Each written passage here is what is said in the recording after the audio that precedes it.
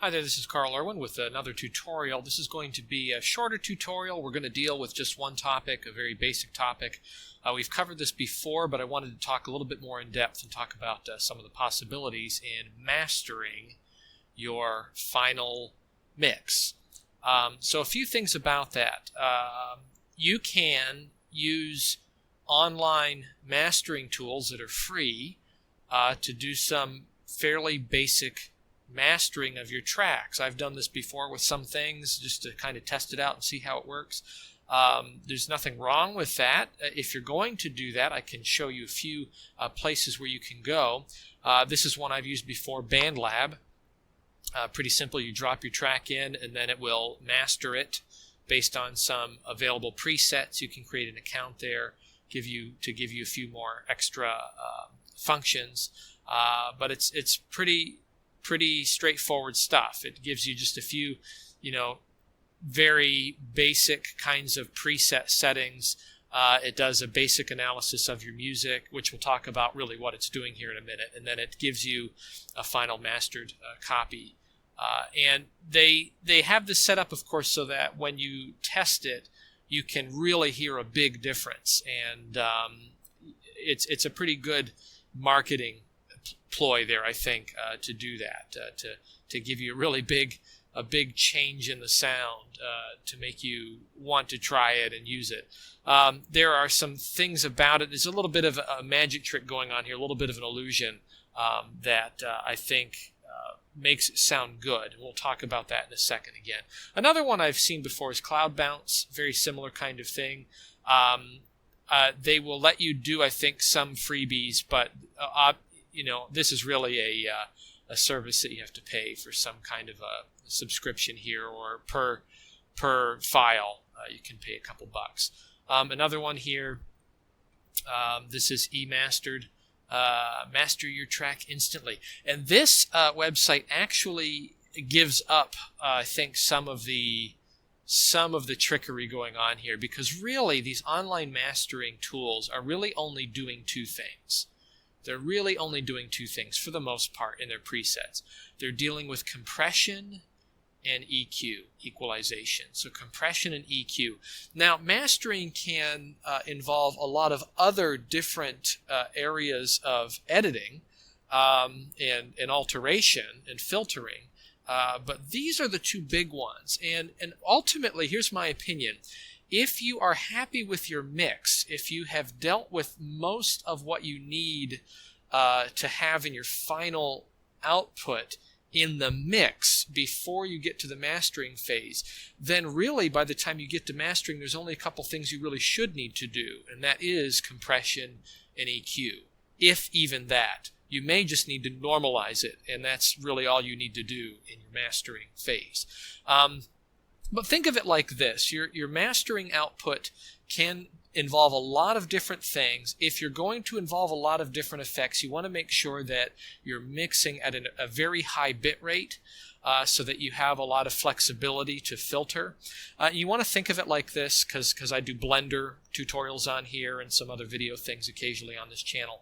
But you want to think of it like this. It's like shooting footage at ultra high resolution with a flat dynamic range, with the purposes of adding a great deal of photographic filtering later on to color correct and then to color grade in your final composite, and also have a lot of flexibility in your composite. So it's kind of the same thing. It's not even kind of, it really is exactly the same thing. So you want to make sure, if you're going to be doing a lot of effect editing in mastering, you're going to be adding a lot of effects layers, you want to make sure that you're starting with a very high bitrate, high resolution in your audio so that you can sacrifice a little bit as you add filters. I don't do that. I usually put my mixing output at the same bitrate that I'm going to be mastering at, and I plan ahead so that I don't have to do a lot in the mastering phase. So that's my little spiel on mastering. Of course, you can do a Google search for, online mastering and play around with those little free tools. One fun thing might be to go on one of those websites, take a track that you've made that's mixed well, put it on there, try some of the presets and see what it looks like. Then bring that that audio into Audacity so you can look at the waveform and try to reverse engineer what was going on there with compression and EQ, and then try to match those settings. And then you can just do it on your own every time in Audacity. You can master inside of QTractor if you want to, using a non-destructive procedure where you're layering your filters in a track bus, an output bus, or in your master output. That's fine, and then bring that out. You may want to do a normalizing phase, however, a destructive normalizing phase in Audacity at the very end, just to make sure you're filling out your waveform bandwidth completely.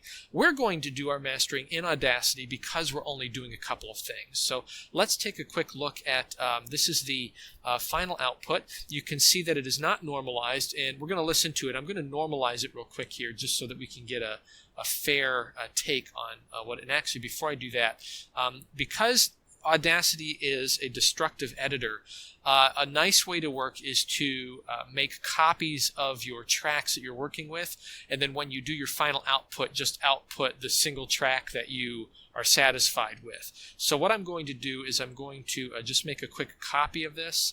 I'm going to hit track and mix, render to new track. And I'm going to solo, or rather mute my original one, and then I will work off of this copy down here. So let's normalize this very quickly, and we'll listen to it.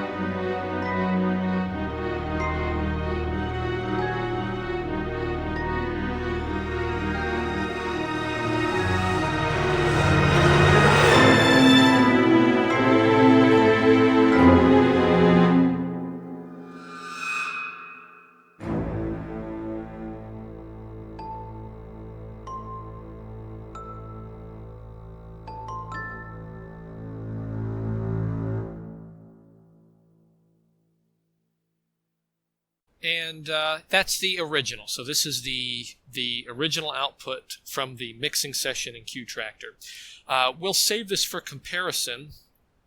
I'll set that aside. Let's go back to our original, and we're going to make another copy of this.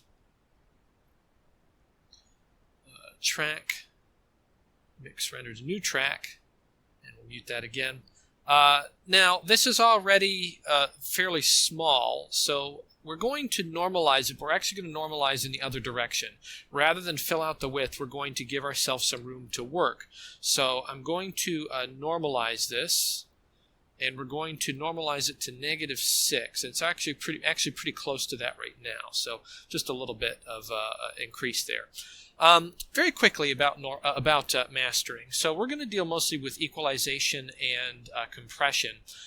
If you are mastering a mock-up of an orchestral piece that is intended to sound like it was recorded in a space like in a concert hall and it is not a film score, you may consider not doing any compression and avoiding any sort of envelope editing. We'll talk about that in a moment here. You may just want to do a little bit of equalization and call it a day, just because authentic concert hall recordings have a pretty wide dynamic range. When things are soft, they're really, really soft.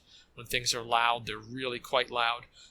In film score, it doesn't quite work that way. Things that are soft are actually stretched out and normalized out so that they fill up the waveform. They can be heard underneath whatever is going on in the scene at that moment. So it could be such that something that's very quiet, otherwise it would be very quiet instrumentation, is actually fairly loud and fairly audible in those moments in the film.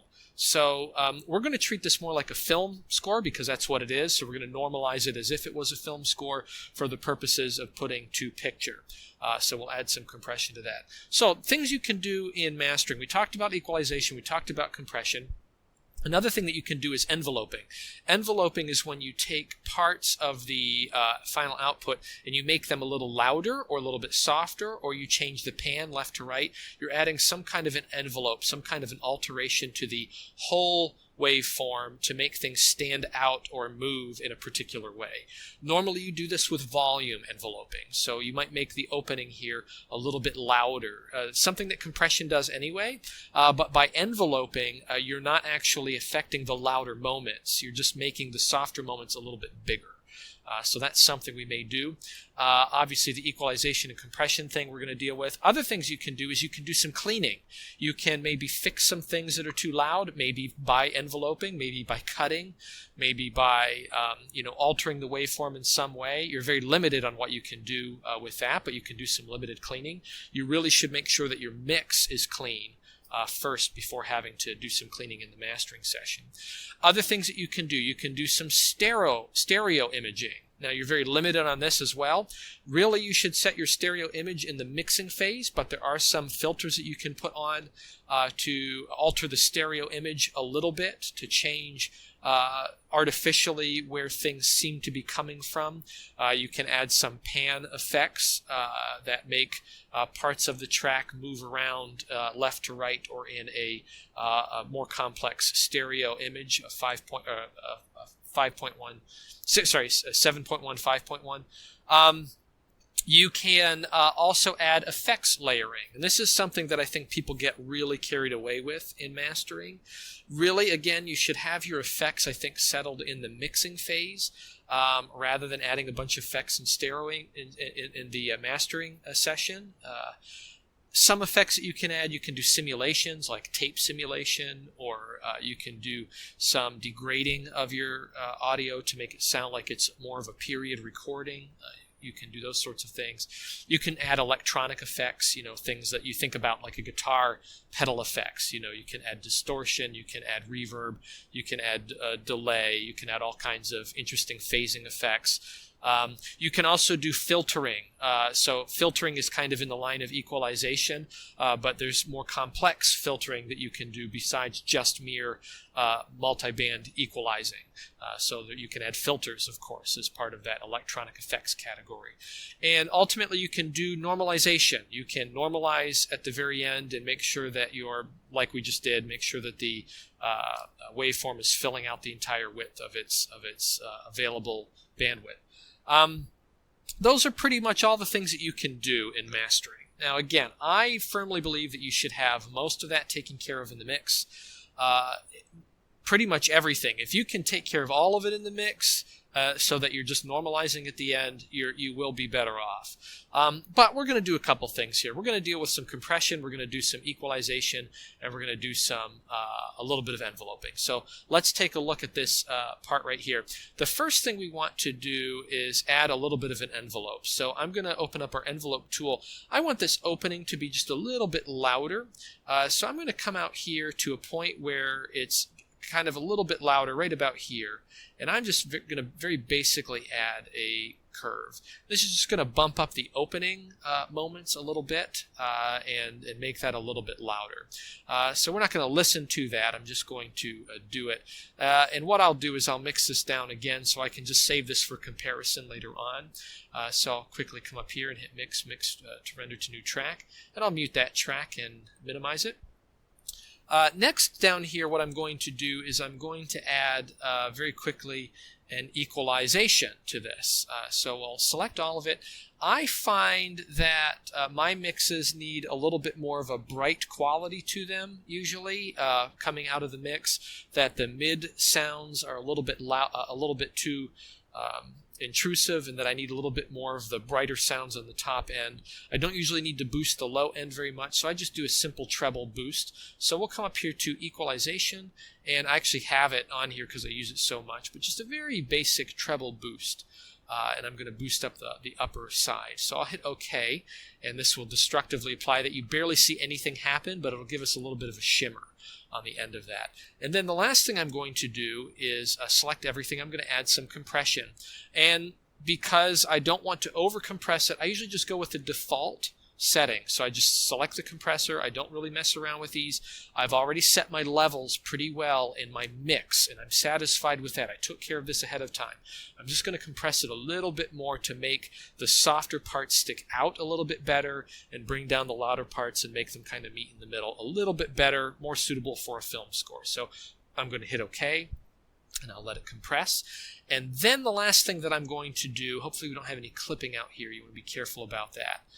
The last thing I want to do is I'm going to normalize it. So I'll go to Effect, I'm going to hit Normalize, and I'm going to normalize this out to negative 0.1, so almost 0. And you can see it barely changes at all, and we're actually probably right about there. If I want this any louder, I might, rather than do compression again or change my compression settings, one thing I might do is go to the limiter and add a limiter on here and just do a soft limit. So why don't we try that very quickly. I'm going to hit a soft limit, and I'm going to select this Apply Makeup Gain and select Yes, so that when it does the limiting, it will bring out the normalization out to that same place that I had it before at negative 0.1. So I'll hit OK. And this is my final output now, and you can hear it for comparison. This is what it sounds like.